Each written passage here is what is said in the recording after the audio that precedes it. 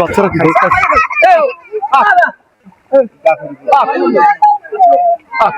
ভরাই গেছি তো মরা দিলাম ডুববে তোমার সানা পোল নাহলে মানুষ হলে কাম দূর হাজার হাজার লাখ লাখ মানুষ হলে দিয়া আমরা একটা নতুন ব্রিজ এই জায়গায় যেন আমরা স্কুল যেতে পারি।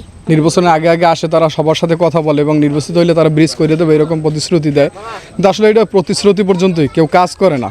তো বাংলাদেশের বিভিন্ন জায়গায় যেরকম দুর্ঘটনা ঘটতে একটা মানুষ মারা যায়, তারপর কর্তৃপক্ষ টনক নড়ে, আমাদের এইখানেও মনে হয় এইরকম অবস্থায় হইবে। যেরকমটা গতকালকে একটা হওয়া দিয়েছিল, এখানে ব্রিজ ভাঙার পরে যখন খেওয়ার নৌকা দিয়েছে, খেওয়ার নৌকা ডুববে, এখানে মহিলা ছিল, বাচ্চা ছিল, পরে স্থানীয় লোকজন ছিল, তারা উদ্ধার করেছে। যদি কেউ না থাকতো হয়তো দুর্ঘটনা ঘটলেও ঘটতে পারতো।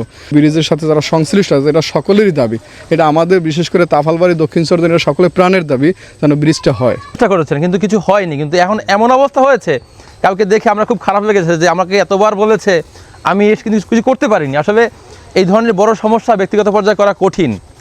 আজকে আমি এখানে এসেছি, তারা আমাকে আগেও ডেকেছে, আমার খুব খারাপ লেগেছে যে আমি ভাঙা ব্রিজ দেখতে আসছি। আসলে যদি সাধ্যে থাকতো, যদি মনে হতো ছোটোখাটো সমস্যা এবং সাধ্যের মধ্যে রয়েছে, অবশ্যই সেটা সমাধান করে দিতাম। আমি আপনাদের কাছে ক্ষমা চাই। আমাদের ব্রিজটা খুব ঝুঁকিপূর্ণ আছে এখন বর্তমানে। আমরা বিগত দিনে আমরা খুব কষ্ট করে চলাফেরা করছি, তারপরে এখন আমরা নিজস্ব উদ্যোগনে আমরা এই কাজটা করতে আছি। বর্তমানে যারা প্রতিনিধি আছে তাদের কাছে আমরা বলছি যে আমাকে এই ব্রিজটা খুবই দরকার, কিন্তু তারা খেয়ালই নেয় না। ব্রিজটা এই দীর্ঘদিন যাবৎ এইভাবে ভাঙ্গাচুরা, অথচ কেউ এটার উপর কোনো গুরুত্ব দেয় না। এটা দিয়ে মানুষ এই আমাকে ওই দক্ষিণ চরদনি এবং ওই তাফালবাড়ির এই একটা ব্রিজ দিয়ে চলাফেরা করে। মাছের ব্যবসা আছে, আপনার বরফ মিল আছে, তারপর আপনার ওই ট্রলারের বরফটা বাইকে নেওয়া লাগে।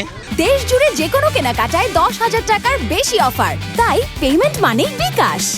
আসলে এই ব্রিজটা মানুষের যাতায়াতে এত প্রয়োজন যেটা আপনাদের বুঝাতে পারবো না। যেখানে হাজার হাজার মানুষ চলাফেরা করে, দৈনিক 500-700 লোক মিনিমাম চলাফেরা করে। যে এখানে আপনারা জানেন যে জ্ঞানপাড়া বলতে একটা জায়গা আছে, ওইখান থেকে মাছ বা জেলেরা এখান থেকে চলাফেরা করে বেশিরভাগ, তো বান্দাকাড়া থেকে বেশিরভাগ চলাফেরা করে। তো সেক্ষেত্রে এই ব্রিজটা এতই দরকার যে আসলে আমরা এতদিন ক্ষমতায় ছিলাম না, যারা ছিলেন 5 তারিখের আগে তারা এই বিষয়টা কোনো নজরে নেয় না। এই ব্রিজটা যখন নূতন হয়েছে তখন আজকে যিনি এমপি এবং আমাদের সংসদের মাননীয় চিফ মহোদয়ের নেতৃত্বে ব্রিজটা হয়েছিল। আর চিফ এমপি মহোদয়ের সাথে আমার অনুরোধ, জানো এই ডেটটু তার সহ যদি পড়ে সে যেন এই ডেটটু করে দেয়। এটা আমাকেও সকাল বিকাল এত মানুষের সমাগম এবং এত মানুষের রিজিক এইটার উপরে যা আমি ভাষায় প্রকাশ করা যাবে না, সকাল হইতে বিকাল পর্যন্ত।